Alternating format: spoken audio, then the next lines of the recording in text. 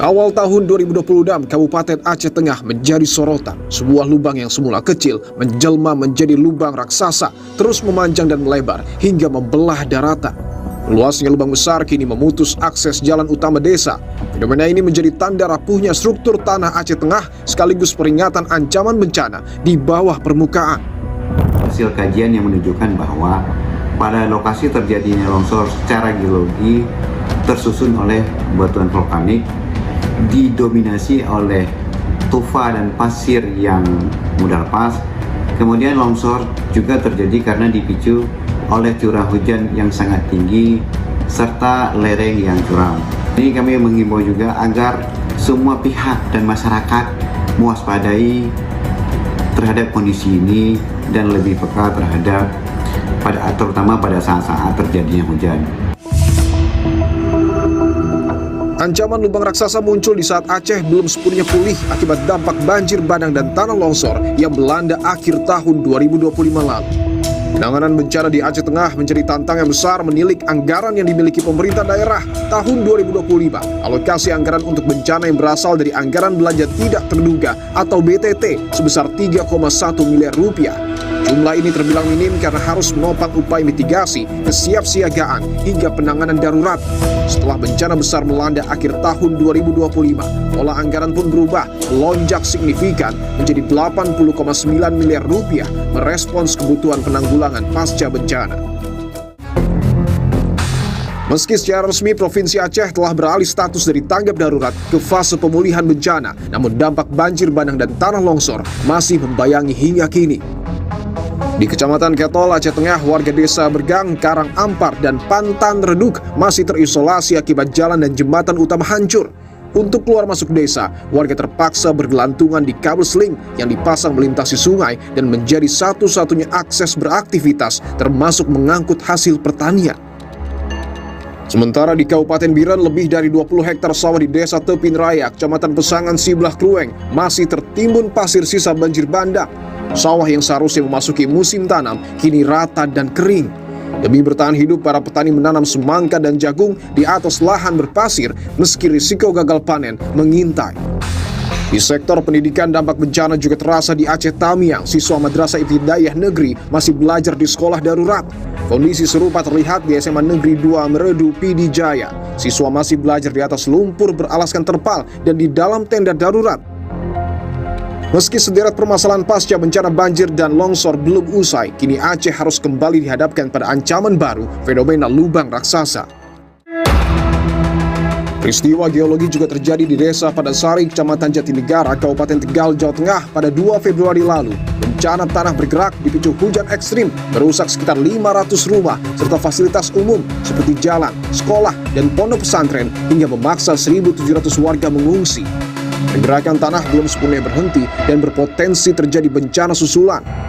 Sementara pemerintah daerah menetapkan status tanggap darurat, menyiapkan hunian sementara, dan merancang relokasi jangka panjang. Rentetan bencana di beberapa titik di tanah air menjadi penanda bahwa mitigasi tak bisa ditunda. Kerentanan alam yang bertaut dengan cuaca ekstrim menuntut kesiapsiagaan dan upaya mitigasi yang berkelanjutan. Keselamatan warga harus menjadi prioritas utama agar ancaman bencana tak lagi merenggut nyawa.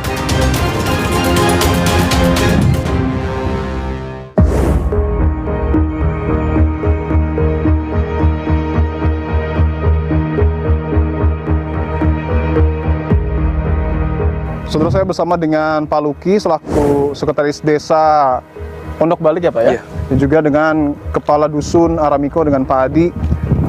Saya ingin konfirmasi Bapak-Bapak, ini jalan yang dulu juga sempat digunakan warga? Iya, Pak.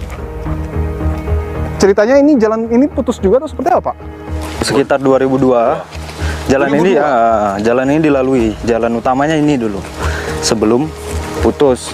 Setelah putus, barulah pindah di jalur yang putus sekarang ini. Saya luruskan Pak, artinya tahun 2002 jalan yang kita injak saat ini adalah jalan utama di Desa Pondok Balik. Iya.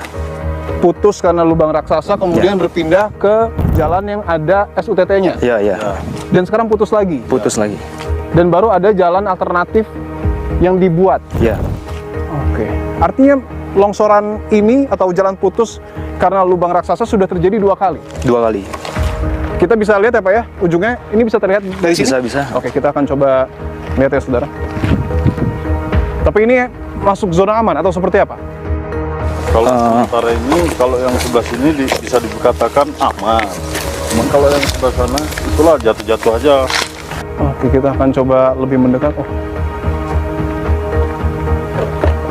luar biasa dalam ya Pak ya? Itulah tanahnya. Sedalam ini Pak? Cuman kalau yang sebelah sana, perasaan lebih dalam. Saya tunjukkan dulu yang ini ya. Ini adalah jalan utama yang pada tahun 2002 sempat digunakan dan terputus. Dan bisa Anda lihat begitu dalam lubang yang ada, bahkan sudah tumbuh pepohonan ya Pak? Ya.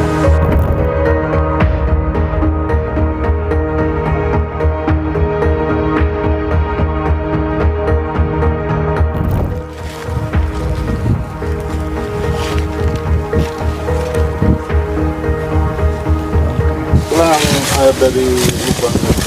Air dari lubang tadi Pak? Itu. Yang berwarna coklat itu ya? Kalau airnya kan nggak besar kali. Iya. Air drainase tadi ya Pak ya?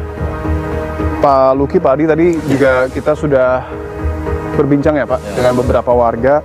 Untuk di desa Pondok Balik ini sendiri jumlah warga secara total ada berapa?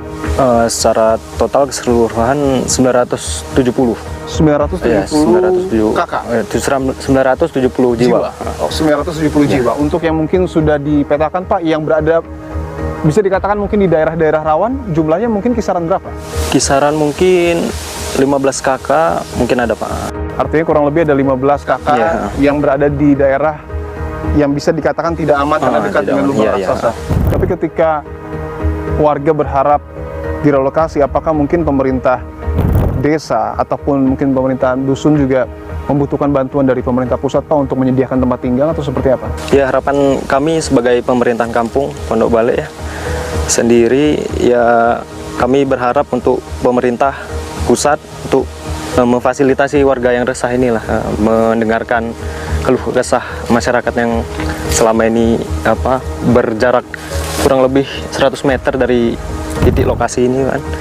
Supaya untuk didengar itu kami meminta untuk pemerintah pusat untuk membuat secepatnya lah akses jalan kan, karena untuk membawa hasil bumi kami inilah jalan satu-satunya ini kan. Ini satu-satunya? Satu-satunya jalan ini.